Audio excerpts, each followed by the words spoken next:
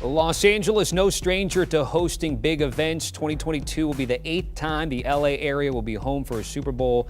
This year it's at SoFi Stadium in Inglewood, home of the road team, LA Rams. We'll get to the Rams in just a bit, but Joe Burrow is ahead of schedule in some people's lives, but not his. Top overall pick in 2020.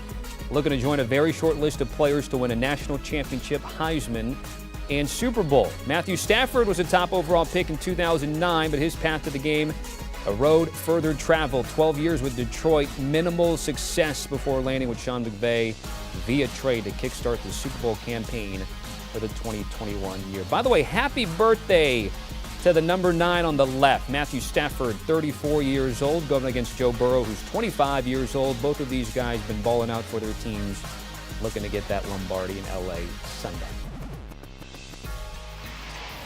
All right, somebody got Ryan Wilson to wake up real early to join us on CBS Sports HQ from the West Coast. Ryan, let's talk about the quarterbacks that I just mentioned here. If I were to ask you the quarterback under the most pressure, what would that answer be? Well, I think the initial reaction, Tommy, is that it's going to be Matthew Stafford, just because of all the pressure he was under coming from Detroit to Los Angeles in that Sean McVay offense. And look, let's be honest, he sputtered early on, and we got some Jared Goff vibes, and not to be disrespectful to Jared Goff or Matthew Stafford, both were obviously high first-round picks, but it wasn't like that the light went on right away as soon as Matthew Stafford got here. On the other side of the ball, of course, is Joe Burrow. I don't know what it would take to ruffle Joe Burrow. He seems to be able to smoke cigars after all these victories. If you told me he was smoking cigars in the huddle as he was throwing touchdown passes, I would believe that as well. He seems unflappable. His teammates say the same about him, and he's done it in year 2 on a team that won a combined 6 games before he got there. So I think that's something to keep in mind as we go forward throughout the week.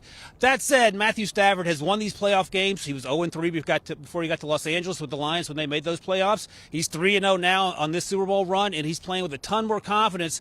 And we heard Tony Romo say this after that first playoff win. Once you get that monkey off your back in terms of that playoff victory, things seem to get a little easier, and that has certainly been the case for Matthew Stafford. But if you're going to press me on it, Tommy, I'll go Matthew Stafford, but I'm sure he feels quite comfortable now in the Sean McVay offense, a full season in, and also playing a home game. Yeah, the age difference is there. People think Joe Burrow, you would think, could be here many more times. Doesn't always play out that way, but that's at least the prism of what we're looking at. If I'm asking you to look at prisms here from a Rams perspective, you know this better than most. Many years Les Snead and the Rams don't have first-round picks or very many picks at all. This year they've gone all in with the trades for Matthew Stafford, Sony Michel, Von Miller, and OBJ, not via trade, but obviously getting him on board. When you look at what's been taking place with him as GM, do you think this gamble has been paying off for the Rams, or do they have to cap it off with the Super Bowl victory?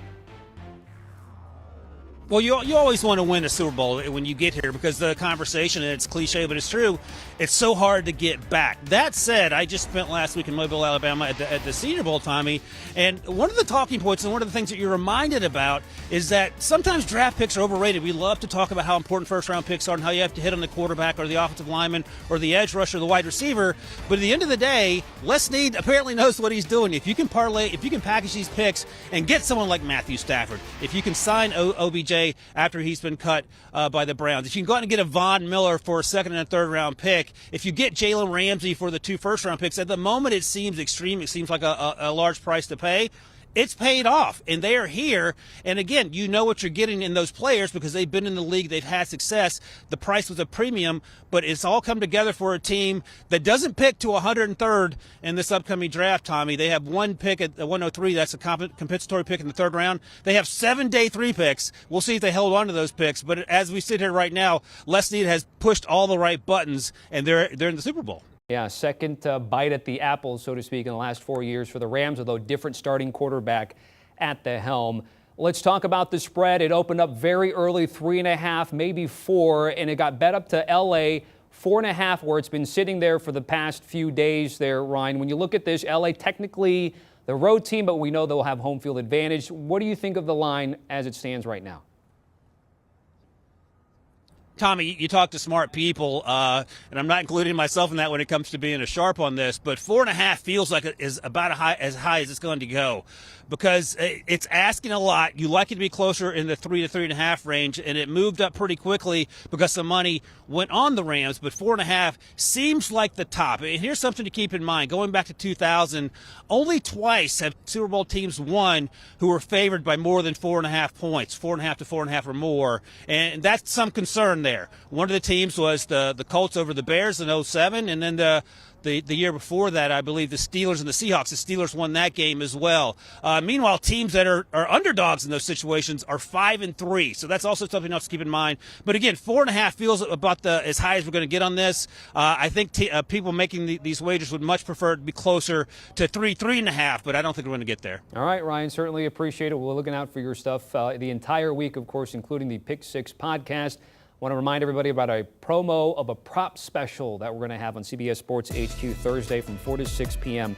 But that's not the only time you'll be getting picks and plays.